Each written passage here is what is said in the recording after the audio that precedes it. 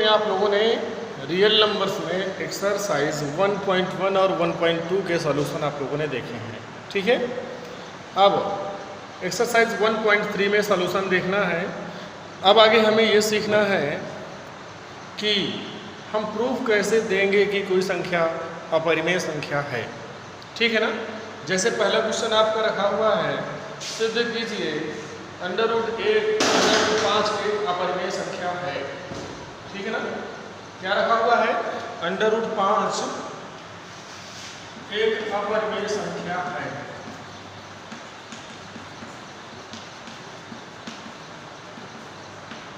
ये हमें सिद्ध करना है। ये पहला क्वेश्चन है एक्सरसाइज 1.3 का। कैसे प्रूफ करेंगे, कैसे बताएंगे, ये देखना है। तो सीधी सी बात है, चूंकि ये क्या दिए हुए हैं, अपरिमेय सिद्ध करना है, तो हम इसका अपोजिट लेकर के, चूंकि प्रूफ देना है हमें, तो प्रूफ देने के लिए हम अपोजिट लेकर के चला करते हैं।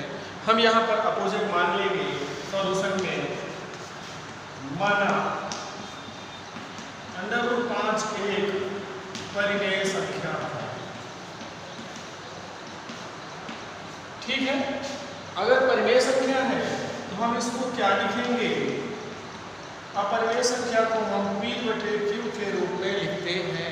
तो परिमेय संख्या को हम क्या करते हैं? p/q के रूप में लिखते हैं, ठीक है ना। p/q के रूप में किन संख्याओं को लिखते हैं ये भी आप लोगों को पता है कि p/q के रूप में जो संख्या रखी हुई है, इसका मतलब है कि p और q इन दोनों में आपस में कोई भी संख्या कॉमन नहीं है इनके फैक्टर्स में। यानी यह कह दें कि p और q आपस में सह अभाज्य संख्याएं हैं, ठीक है ना। p और q का कोई कॉमन गुणनखंड नहीं होना चाहिए। क्लियर? p और q आपस में सह अभाज्य संख्याएं हैं। यहाँ पर यह भी ध्यान देना है कि q कभी भी 0 के बराबर नहीं होगा। अगर q को हम 0 के बराबर कर देंगे तो कोई भी संख्या बटे 0 भाग देंगे तो कितना आएगा? हम भाग नहीं दे सकते, है ना। अनंत नहीं कहिएगा, ध्यान रखिएगा, अनंत नहीं है, ये क्या है? अपरिभाषित है, इसकी परिभाषा नहीं दी जा सकती है, इसको हम एक्सप्लेन नहीं कर सकते, ठीक है ना। तो q is not equal to 0, यानी डिनोमिनेटर कभी भी 0 के इक्वल नहीं होना चाहिए, ये आप लोगों को ध्यान रखना है, ठीक है। आगे चलते हैं, सवाल को हल करते हैं। हमने मान लिया कि √5 एक परिमेय संख्या है, तब इसे हम लिखेंगे √5 p/q। हम क्या करेंगे? दोनों पक्षों का वर्ग कर देंगे। दोनों पक्षों का वर्ग करने पर हमें क्या मिल जाएगा? 5 बराबर p²/q², या इसी को लिख सकते हैं कि p² बराबर 5q²। इसका मतलब क्या है कि p² का एक गुणनखंड क्या है? एक गुणनखंड 5 है, तभी तो 5 गुणे q² मिला है ना। 5 गुणे q² हमें मिला है, इसका मतलब है कि p² का एक गुणनखंड क्या है? 5 है। अब ध्यान देना है, चूंकि p एक पूर्णांक है, यानी कि क्या है? एक तरह से परिमेय संख्या है, तो अगर p² का एक गुणनखंड 5 है, इसलिए p का भी एक गुणनखंड 5 होगा। हम इसको समीकरण नंबर 1 मान लेंगे, तो हम लिख देंगे अतः समीकरण 1 में p बराबर 5r रखने पर हम p बराबर कुछ भी रख सकते हैं, 5 गुणे कोई संख्या, ठीक है। तो हमें क्या मिल जाएगा? यहाँ पर 5r² बराबर 5q², यानी हमें मिलेगा 5q² बराबर 5×25 r² हो जाएगा। यानी हम q² की वैल्यू क्या पा जाएंगे? 5r²। अब इस समीकरण 2 से हमें क्या समझ में आ रहा है? दिस इंप्लाइज दैट कि q² का एक गुणनखंड 5 है। इसका मतलब क्या हुआ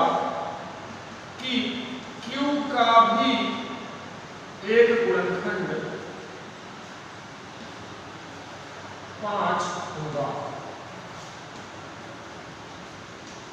हो जाएगा 5, है ना। जैसे यहाँ पर पी स्क्वायर का एक गुणनखंड अगर 5 है तो पी का भी एक गुणनखंड 5 होगा। इसका मतलब क्या हुआ, क्यू भी पूर्णांक है और क्यू भी पूर्णांक है तो क्या हो जाएगा, अगर क्यू स्क्वायर का एक गुणनखंड 5 है तो क्यू का भी एक गुणनखंड 5 होगा। ठीक, हमें 1/2 से क्या मिला, 1/2 से पी का एक गुणनखंड 5 है, क्यू का एक गुणनखंड 5 है। पी का एक गुणनखंड 5 है यहाँ पर, है ना, और क्यू का एक गुणनखंड भी क्या मिल जाएगा, 5 मिल जाएगा। यह क्या शो कर रहा है कि पी और क्यू सह अभाज्य नहीं है ना। यानी यह हमारी धारणा का विरोध करता है। अगर सह अभाज्य है तभी तो हम पी बटे क्यू के रूप में लिखते हैं, है ना। तो हम सीधा सा क्या लिखेंगे, 1/2 से पी व क्यू परस्पर समभाज्य संख्याएं हैं या पूर्णांक हैं जो कि हमारी धारणा का अंतर्विरोध करता है, अंतर्विरोध करता है। अतः हम क्या कह देंगे कि √5 एक अपरिमेय संख्या है, परिमेय नहीं हो सकती, अपरिमेय संख्या है। ठीक है ना। इस तरह से हम सवाल को हल करेंगे। जो भी आएंगे सिद्ध करने के लिए सिद्ध कीजिए कि यह एक अपरिमेय संख्या है, इसी टाइप से प्रूफ करेंगे। जैसे क्वेश्चन नंबर 2 दिया हुआ है कि सिद्ध कीजिए 3 + 2 √5। अगला क्या दिया है, दूसरे में अगर ध्यान दें 3 + 2 √5 एक अपरिमेय संख्या है, तो हम फिर से वही मान करके चलेंगे। ठीक है ना। दूसरे क्वेश्चन का सॉल्यूशन देखते हैं। हाँ, ध्यान देना है, अभी अभी मैंने केवल √5 को बताया, उसी तरह से √2, √3, √5, √7 ऐसे कुछ भी रख सकता है। एक पद वाली संख्याएं इसी तरह से प्रूफ करेंगे। अगर 2 पदों में योग या अंतर रख दिया तो कैसे करेंगे, ये ध्यान देना है। हम सीधा सा चलेंगे। ये जरूर ध्यान रखना कि हमने एक पद वाले को सिद्ध कर दिया कि यह क्या है, अपरिमेय संख्या है। ठीक है ना। तो इनको कैसे करेंगे, ध्यान देना है। हम मान लेंगे, माना 3 + 2 √5 एक परिमेय संख्या है, तब हम क्या लिखेंगे, 3 + 2 √5 बराबर क्या आ जाएगा, P बटे Q, या इसी को क्या लिखेंगे, 2 √5 बराबर क्या हो जाएगा, P बटे Q - 3 हो जाएगा। ठीक है ना। अब क्या लिख देंगे यहाँ पर, या √5 बराबर क्या मिलेगा, यहाँ इसको LCM ले लेते हैं, क्या आ जाएगा, Q आ जाएगा, ये क्या हो जाएगा, P - 3Q हो जाएगा, और 2 इधर से भाग में चला जाएगा, है ना। यानी कि √5 बराबर क्या मिला, P - 3Q बटे 2Q। चूंकि P बटे Q एक परिमेय संख्या है ना, इसलिए P - 3Q बटे 2Q भी क्या होगी, एक परिमेय संख्या है। हो जाएगा। परंतु हम जानते हैं कि हमने पीछे क्या सिद्ध किया, √5 क्या है, अपरिमेय संख्या हमने सिद्ध किया है। √5 एक अपरिमेय संख्या है। अतः यह भी हमारी धारणा का विरोध कर रहा है। क्या विरोध कर रहा है, यह परिमेय संख्या होना चाहिए और ये रखी है अपरिमेय। परिमेय संख्या कभी अपरिमेय संख्या के इक्वल नहीं होगी, है ना। तो हम क्या कर देंगे, अतः 3 + 2 √5 भी एक अपरिमेय संख्या है, अपरिमेय संख्या। ठीक है ना। तो इस टाइप से दो पदों वाले प्रूफ कर सकते हैं। क्वेश्चन नंबर 3 भी इसी तरह से आपका रखा हुआ है, किसी में सिंगल दिया है, किसी में डबल दे दिया है, तो दोनों टाइप के मैंने आप लोगों को बता दिया है। ठीक है ना, कैसे प्रूफ करना है ये आप लोग कर लेंगे। तो इस तरह से आपकी एक्सरसाइज 1.3 समाप्त हो जाती है। अब आपको एक्सरसाइज 1.4 में आप बता रहा हूँ, यहाँ पर राजीव की किताब से ही पढ़ा रहा हूँ, ये आप लोग ध्यान देंगे क्योंकि आप लोगों की डिमांड थी कि मैं राजीव की किताब के ही सॉल्यूशन बताऊँ, है ना, तो वही बता रहा हूँ। नहीं मैं तो अन्य से बताने की कोशिश कर रहा था ताकि आप लोगों को कुछ और सीखने को मिले, परंतु आप लोगों की जैसी मर्जी, चलिए ठीक है वैसे ही बता देते हैं, हमें कोई समस्या नहीं है। अब आगे हमें चलना है, दशमलव प्रसार देखना है, शांत होगा या अशांत होगा ये बताना है बिना लंबी भाग प्रक्रिया किए। ठीक है ना, जैसे कि 1.4 में पहला क्वेश्चन रखा हुआ है, बिना लंबी विभाजन प्रक्रिया किए बताइए कि निम्नलिखित परिमेय संख्याओं के दशमलव प्रसार शांत है या अशांत आवर्ती है। ठीक है, क्योंकि हमारे पास परिमेय संख्याएं रखी हुई हैं, तो परिमेय संख्याएं कौन कौन सी होती हैं जिनका दशमलव प्रसार या तो शांत हो या तो फिर अशांत के साथ साथ आवर्ती हो। अनावर्ती नहीं होना चाहिए, अनावर्ती है तो अपरिमेय हो जाएगा, ये आप लोग जानते हैं, बता चुका हूँ पहले भी। तो यही रखा हुआ है अगले एक्सरसाइज में, पहले क्वेश्चन में जैसे दिए हुए हैं मैं आप लोगों को लिख देता हूँ और फिर बताता हूँ। दिया हुआ 13/31/25, दूसरे दिए हुए हैं 17/8, तीसरे दिए हुए हैं 64/455, फिर दिए हैं 15/1600, इसके बाद दिए हुए हैं 29/343, फिर दिए हुए हैं 23/2 की घात 3 गुणे 5 की घात 2। ठीक है ना, इसी टाइप से अन्य संख्याएं दिए हुए हैं, मैं सारी संख्याएं नहीं रख रहा हूं, आप लोगों को एक तरीका बता रहा हूं।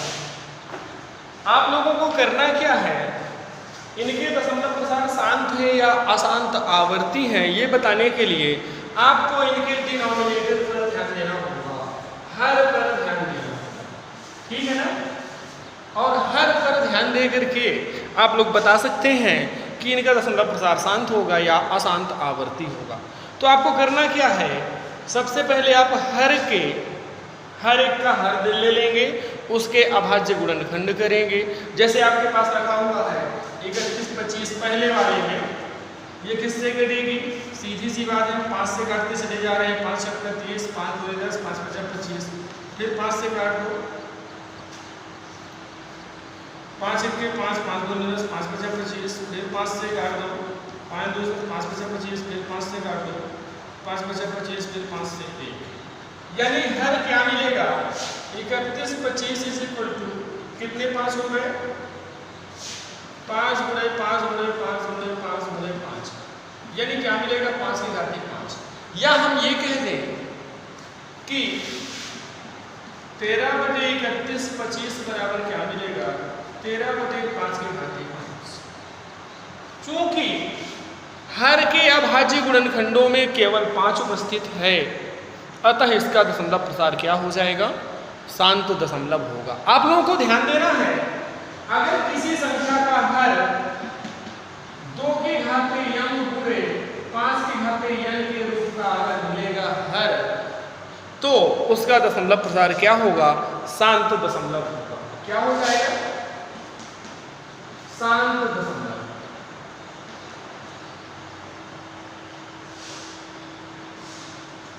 और अगर किसी परिमेय संख्या के हर के अभाज्य गुणनखंडों में 2 की घात 5 गुणे 3 की घात कुछ भी मिल जाए, या अकेले 3 की घात कुछ रखी हो, या 5 की घात n गुणे 3 की घात कुछ मिल जाए, या 7 की घात कुछ मिल जाए, यहाँ भी 7 की घात कुछ मिल जाए, यह 0 नहीं रखा है, ध्यान दीजिएगा, x y कुछ भी हो सकता है। ठीक है ना, x y कुछ भी हो सकता है। अगर इस रूप के अतिरिक्त अतिरिक्त और कुछ मिल गया, 3 आ जाए, 7 आ जाए, या 3 और 7 दोनों आ जाए, है ना, साथ में होना क्या चाहिए, अंश और हर सह अभाज्य भी हो, अंश और हर क्या हो, सह अभाज्य हो, तब आप सीधा सा क्या कह देंगे कि उसका दशमलव प्रसार क्या है, इसके अतिरिक्त अगर मिल रहा है तो अशांत आवर्ती है। क्या है, अशांत आवर्ती है। जैसे आप लोग इस संख्या को देख लीजिए, ठीक है, हर क्या रखा हुआ है 455, आप काट दीजिए, 5 से काटेंगे, 5 9 45, 5 1 5, है ना। अब क्या मिलेगा, और काट सकते हैं आप, नहीं काट सकते, ठीक, किससे कटेगा, 7 से, 13 से 91, अब किससे, 13 से, कितना आ गया, 1, यानी 5 के अतिरिक्त 7 और 13 भी मिल रहे हैं। 5 के अतिरिक्त क्या क्या मिल रहा है, 7 भी मिल रहा है, 13 भी मिल रहा है, इसका मतलब इसका दशमलव प्रसार क्या हो जाएगा, अशांत आवर्ती, ठीक। इसका अगर ध्यान दें तो इसके गुणनखंडों में केवल 2 मिलेगा, 2 के घाते 3 रखेंगे, है ना, तो इसका दशमलव प्रसार भी क्या होगा, शांत दशमलव होगा, ठीक है। या तो अकेले 2 के घाते m मिले, 5 के घाते n मिले, या ये दोनों मिल जाए तो शांत होगा, इतना मिल रहा है तो शांत, या तो 2 के घाते m या 5 के घाते n, या इन दोनों का गुणनफल मिले तो शांत दशमलव है, इसके अतिरिक्त कुछ भी मिलेगा तो अशांत आवर्ती। जैसे इसको देखिए, 345 343 रखा हुआ है, 343 यानी 7 टू द पावर 3, 7 के घाते n मिल रहा है ना, तो ये भी क्या है, अशांत आवर्ती दशमलव हो जाएगा। इस तरह से आप लोग चेक कर सकते हैं क्वेश्चन नंबर पहले को, तो आप लोग हल कर लेंगे, ठीक है ना। अब आगे क्वेश्चन दिया हुआ है, क्वेश्चन नंबर दूसरा, ये पहला तो हो गया, आप लोग कर लेंगे।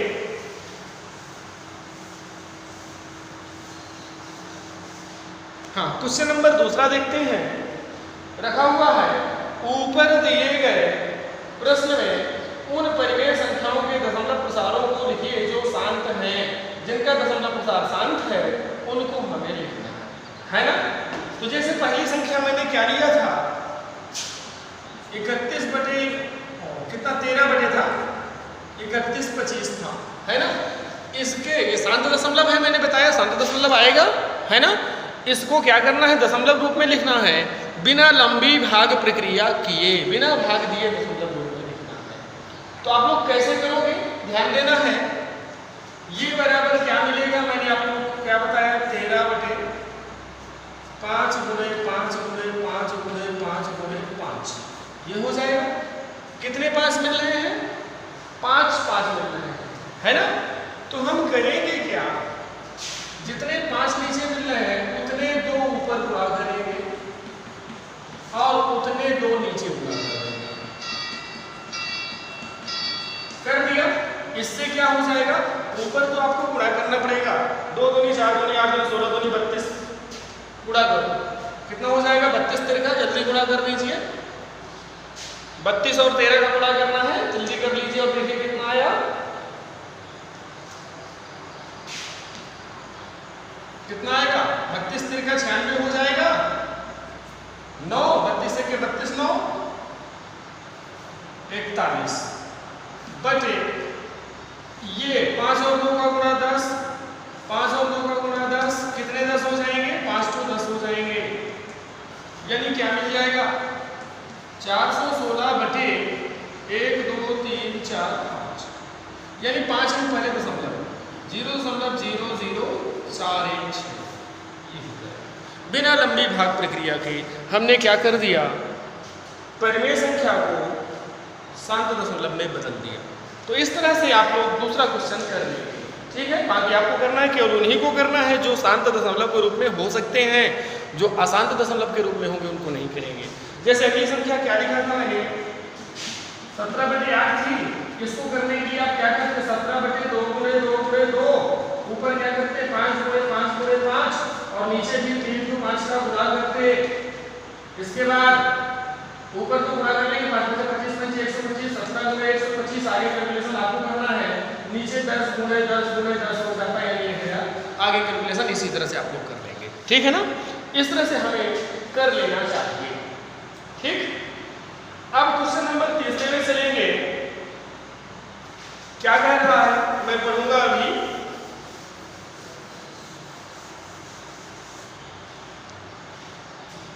लिखा हुआ है कुछ वास्तविक संख्याओं के दशमलव प्रसार नीचे दर्शाए गए हैं। प्रत्येक स्थिति के लिए निर्धारित कीजिए कि यह संख्या परिमेय संख्या है या नहीं। यदि यह परिमेय संख्या है और P/Q के रूप की है तो Q के अभाज्य गुणनखंडों के बारे में आप क्या कह सकते हैं। ठीक है, तो पहला दिया हुआ है फर्स्ट नंबर पे 43.1 2 3 4 5 6 7 8 9। दूसरा दिए हुए हैं 0.120 1200 1200 1240 फिर 12 ऐसे दिया। ठीक है ना। इसके बाद थर्ड नंबर पे दिया है 43.1 2 3 4 5 6 7 8 9 और पूरे के ऊपर बात कर दिया है ना। कह रहा है इनमें से कौन सी परिमेय है कौन सी अपरिमेय है। इसके बाद आप इनके बारे में, इनके हर के बारे में क्या कह सकते हैं P/Q के रूप में अगर लिख सकते हैं तो सीधा सा ध्यान देना है। ये क्या है, इसका दशमलव प्रसार शांत है। दशमलव प्रसार इसका क्या है, शांत है। यानी यह क्या है, परिमेय संख्या है P/Q के रूप की। ठीक, तो मैंने क्या बताया, अगर शांत दशमलव है तो इसका हर किस रूप का होगा, पक्का है 2 के पावर m इंटू 5 के पावर n के रूप का ही होगा। ठीक, या केवल 2 के पावर m के रूप का होगा या केवल 5 के पावर n के रूप का होगा। 3 कंडीशन हो सकती है। ठीक है ना। नेक्स्ट, इस पे अगर नजर डालें तो इसका दशमलव प्रसार अशांत है, पूरा पूरा विभाजित नहीं हो रहा है, साथ में अनावर्ती है, मतलब क्रम से अंकों की पुनरावृत्ति नहीं हो रही। पहले 1 0 आ रहा है, 2 0 आ रहा है, 1 2 तो आ रहे हैं, ठीक है, अच्छी बात है, परंतु यहाँ पर पहले 1 0 फिर 2 0 फिर 3 0 0 बढ़ते चले जा रहे हैं, है ना। इसका मतलब इसका दशमलव प्रसार क्या है, अशांत अनावर्ती है। मतलब यह परिमेय संख्या नहीं हो सकती, यह एक अपरिमेय संख्या है और इसको हम P/Q के रूप में नहीं लिख सकते हैं। ठीक है ना। नेक्स्ट, थर्ड नंबर पे अगर ध्यान दें तो इसका दशमलव प्रसार कैसा है, अशांत के साथ साथ आवर्ती, इतने अंकों की क्रम से बार बार पुनरावृत्ति होगी, है ना। इसका मतलब क्या हुआ कि यह एक परिमेय संख्या है, P/Q के रूप की है और इसका हर जो Q होगा वो किस रूप का होगा। हो सकता है 2 के पावर m या 5 के पावर n हो, लेकिन इसके साथ और अन्य 3 की घातें x y z कुछ हो सकता है। ठीक, 7 की घात भी x y z हो सकता है या 17 की घात भी x y z हो सकता है, यानी अभाज्य संख्याएं और कोई आ सकती है 2 और 5 के अतिरिक्त, और अन्य कोई ना कोई संख्या जरूर होगी। ठीक है ना। इस तरह से आप लोगों की ये रियल नंबर्स खत्म हो गए। ठीक, रियल नंबर और जो बुक हो उससे भी आप लोग सॉल्व कर सकते हैं, देख सकते हैं। मैंने आप लोगों को राजीव के क्वेश्चनों के सॉल्यूशन बताए हैं क्योंकि ये आप लोगों की डिमांड थी। ठीक है ना। अब आगे अगला चैप्टर कोई भी मैं बताऊंगा, जो भी होगा आप लोग अच्छे से दोहराइए, पढ़िए।